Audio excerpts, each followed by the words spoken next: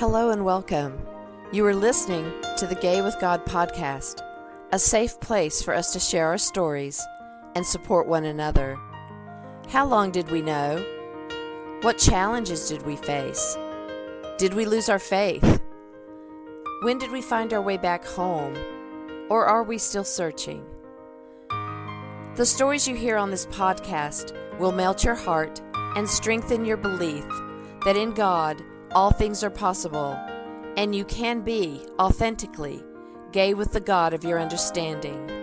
I am your host, Midge Noble, and I am very honored that you are here. Hey guys, it is Midge Noble, and I'm glad that you're here. Welcome back to the Gay with God podcast. So for those who've been following me for a little while, you know that I'm pretty outspoken, and I don't generally care about what people say about me. But as I haven't been feeling very well in the last couple of weeks, I think some things are hitting me a little bit harder than normal.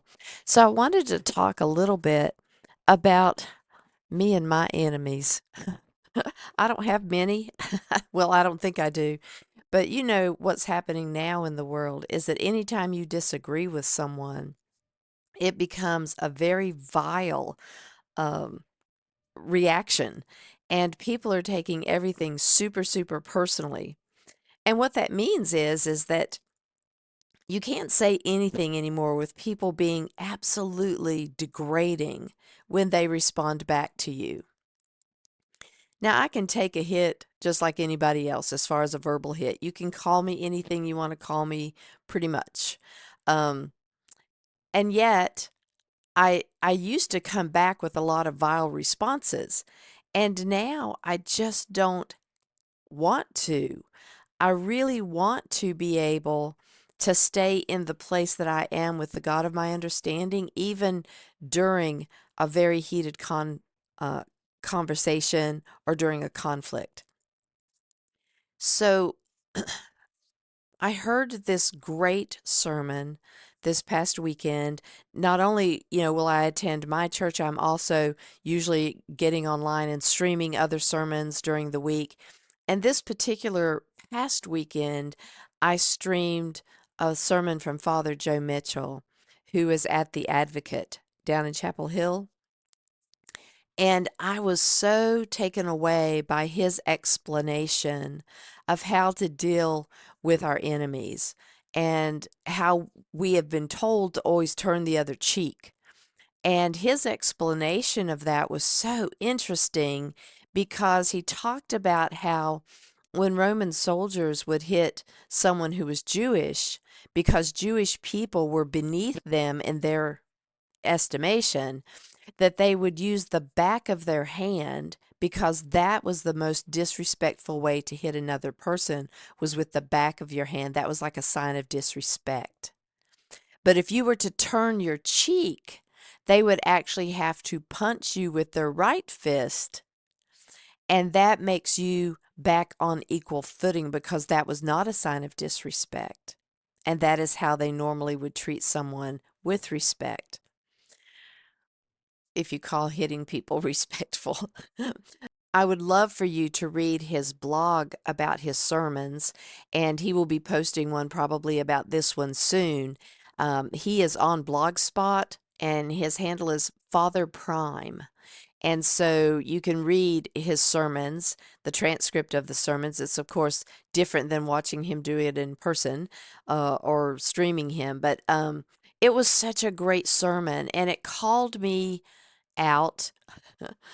And I felt, as always, when I used to hear Father Joe preach when he was at the Good Shepherd, I would hear him preach, and I always felt like he was talking directly to me, which is always the sign of a good preacher when you hear something from the preacher that you need, for sure.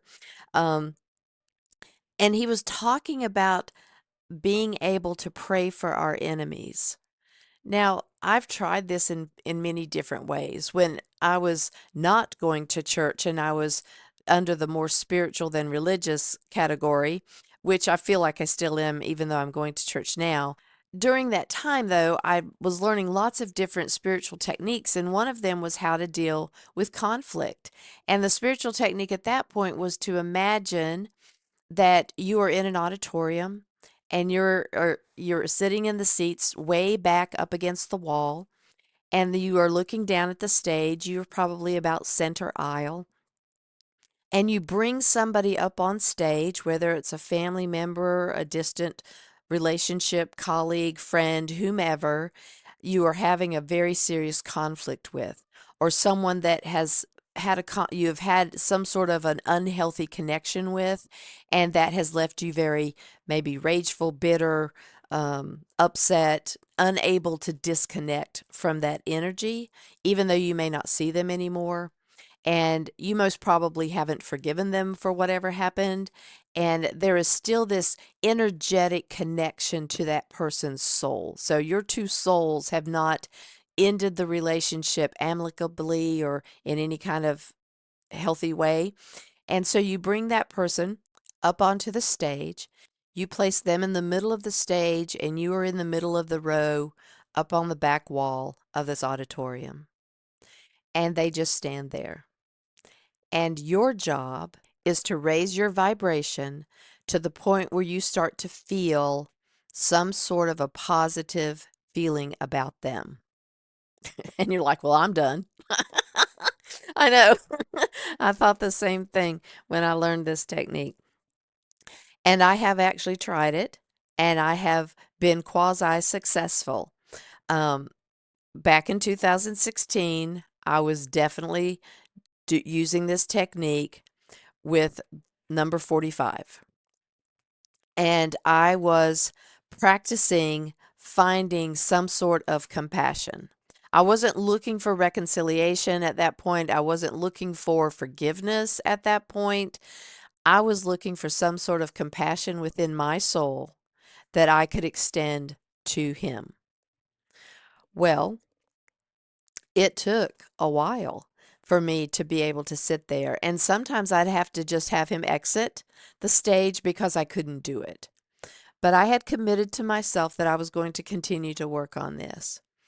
And it got to the point where I could feel compassion for number 45 for whatever he must have been through in his life that had short-circuited his ability to be at all kind, loving, or respectful to anybody else. And so I sat with that, and I would stay with that, and every day I would bring him back up onto the stage and practice the compassion. I don't think that I have ever actually forgiven him for things he's done, and I definitely am in a place where I am restarting this work on compassion and reflecting on praying for them.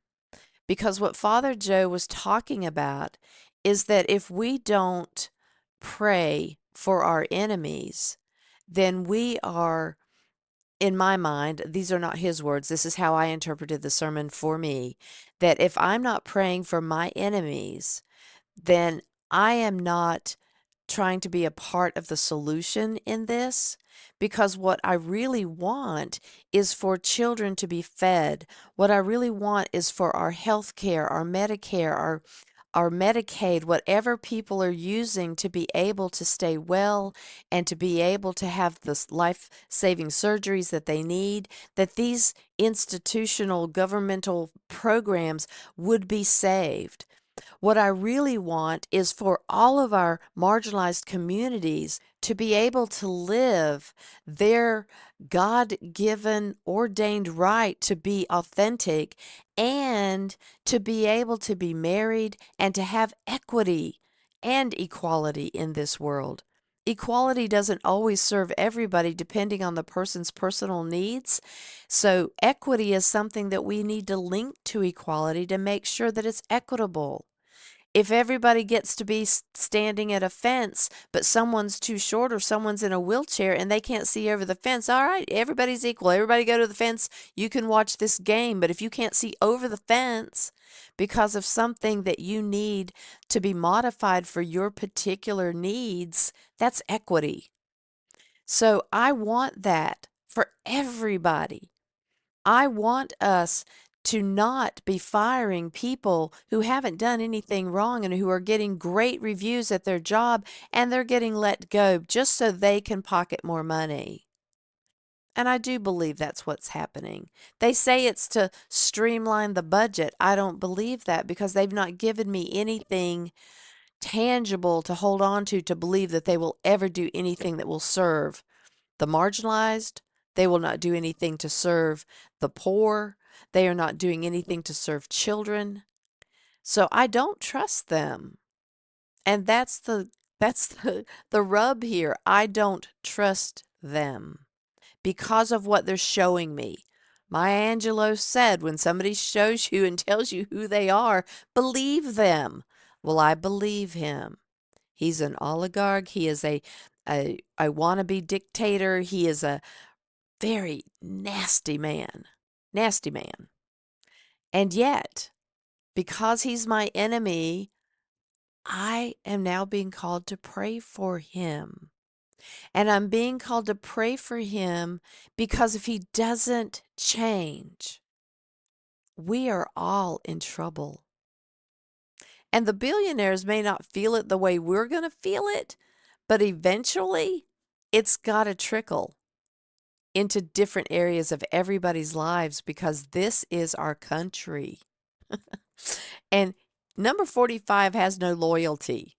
So you may be rubbing up against him right now and you're getting your little pockets all filled with this money and you're just feeling all good about yourself. And as soon as you're not useful to him and as soon as you think that you're in, you're going to be out because he will not stay loyal to you. Just ask Mike Pence. If he thinks that you're going against him, or if he's just done with you, he will find a way to malign you and make your life horrible. Similarly to all these people who come at me, and probably all of you, if you're a digital creator, if you're out on Facebook, or if you're making any kind of comments, you've heard it. They will tear you up in a second just because you've made a comment. The other day, all I said on a post that was degrading one of my friends, well, that was rude. And it's been days of bombardment of ugly, ugly things being slurred my way. Today, I made a comment about some Mount Jefferson Inn that people used to visit when they were children. And I said, I sure hope number 45 doesn't destroy that. Because, I mean, he's going to be destroying our parks. If we don't have park rangers, he's going to be destroying anything that he. And, oh my goodness, you would have thought that I had killed a child. Honestly. So anyway, yes, I do need to learn how to hold my tongue, but that has not happened yet. And sometimes I just, say things. And yet, I should be allowed to say things without people being ugly. There's just no sense in that. And with all of the stuff that's been going on lately, I have not responded back in ugliness. I I I didn't respond back at ugliness at all. And so I have learned at least to disengage when I know that the people who I'm commenting with will never get it. I can't educate them because they choose not to be educated, and they are unwilling to see that they are part of the problem. I am sometimes part of the problem. They can't see that they are sometimes part of the problem and often the problem. So, yes, I have enemies. I have enemies and I don't trust them, and I have problems with that. However, I am really going to take what Father Joe said to heart and look at how me praying for them is is basically me being a part of God's ministry. Because I know, as much as it pains me to say it, that God loves number 45 as much as he loves me. I hate saying that. And I hate knowing that. However, it's true. So I will be making an effort to pray for my enemies. Because not only will I think that will bring the God of my understanding closer to me, because I think that's what I am called to do, but I also am hopeful that in any way this might make a difference in the people I'm praying for.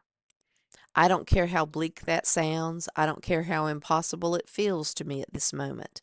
I'm not called to be the outcome of this. I'm not called to fix anybody. I am called to direct my sacred energy of light to people that are technically my enemies because they want to destroy my marriage. They want to take away my Medicare. They want to mess with my Social Security. And they want to do the same for all of you. So we collectively have to stay in the light. We collectively have to continue to show up in joy and resilience. And I will. I always will. However, there are things that I still need to work on for me. So I ask you, is this a journey you are wanting to take? Is this a journey you're willing to take? I know none of us really want to take it, but is it a journey that you feel in your soul that might be healing for you and that you may be able to extend that healing light to those who are in our face and those who are being vile and absolutely despicable? Is this our time to bring in the light and share the light energetically? I'm not asking you to go and invite them to dinner. I'm asking you to energetically fill yourself up with God's agape love, which is something else that Father Joe talked about, is that we don't really have that kind of love. That is God's love for us. Can we, though, fill ourselves up with God's agape love and radiate that to the person in the center of the stage? Can we do that? And I know that we can. If you choose to take this on for yourself, I would love for you to let me know that. And let me see how many light workers out there are going to be maybe sitting in the pews with me. Maybe we should collectively come together energetically in the pews and we can all radiate the light to the one person standing there smirking at us. I didn't say it was going to be easy. Father Joe didn't say it was going to be easy. And yet, it is our sacred calling to love. And I hope that we can all commit to that. All righty, everybody. Thank you so much for listening, for supporting, for sharing and subscribing to this podcast wherever you get your podcasts. If you want more information and links to connect with me, go to the Gay with God show page at empoweredmidge.podbean.com. There you will find links to be a guest. You'll find links to have a confidential session with me. You will also find links there where you can get my book, Gay with God, Reclaiming My Faith, Honoring My Story. If you would like a signed copy, you can go to my website, gaywithgod.com, and purchase your book there, and I'll be able to send you a signed copy. So I really, really hope that you'll continue to stay in community and that you will be able to join us at some point on our Facebook group, Gay with God. When you join the Gay with God group, you'll be able to meet with us monthly on Zoom in a little Zoom meeting that we call My Faith Journey. I think in the previous episode, I'd given you the wrong day because we changed it. So anyway, we are meeting on this Monday today at 6:30 for My Faith Journey group, and we meet every fourth Monday, unless I have to swap it out for something else, but normally it's every fourth Monday. So I hope that you will join us at some point in that group. It's a way to stay connected. It's a way to ask questions. It's a way to be supportive of one another. And more than ever, we need that connection with one another and to be there for each other. So you are welcome to join Gay with God and answer all the questions, because this is just a way for us to filter out people who may not be aligned with the same thing we're trying to accomplish in that group. If you have a coming out faith journey story and you want to be a guest on the Gay with God podcast, please go to the show page and click on that link to schedule your own taping. I would love to honor your story. If you are listening to this podcast and are questioning whether you can be gay and be in a relationship with the God of your understanding, if you identify as LGBTQIA+, or not even sure if you're gay, God has always been within you. Even when you didn't know it, you have always been gay with God. Thank you, everybody. Stay tuned to see how you can join the Gay with God community. And as always, you are loved. I want to invite you to become a part of the Gay with God community. How can you do that? Stay connected by messaging me your thoughts and comments in the comment section under the downloads of the show on the Gay with God show page. Subscribe to this podcast wherever you listen and share so we can increase our community outreach and be a light to those who are struggling to claim their faith. Consider being a sponsor so I can highlight your service in our community. We are all worthy of respect and a relationship with the God of our understanding. I want to thank you in advance for supporting this podcast. Together, we as a community will keep this show visible and our community stronger. Deep gratitude to my friend Tim McClendon of Tim McClendon Music for allowing me to use an excerpt from Interlude 4, a song found on his CD entitled Sundance.